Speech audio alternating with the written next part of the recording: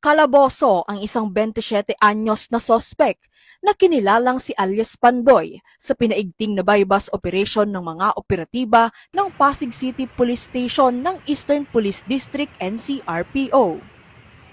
Naganap di umano ang pagkakahuli sa sospek sa kahabaan ng West Bank Road, Floodway, Barangay Rosario sa Pasig City. Humantong ang operasyon sa pagkakakumpiska ng buy-bus money at 4 na pakete ng shabu na 12.5 gramo ang bigat na may malaking halaga. Nahaharap ang sospek sa kasong paglabag sa RA 9165 o mas kilala bilang Comprehensive Dangerous Drugs Act of 2002 na kasalukuyan ding nakaditine sa naturang presinto. Mula dito sa Metro Manila, ako ang inyong PNN correspondent, Patrolwoman Juvie Jane C., alagad ng batas, tagataguyod ng Balitang Pulis.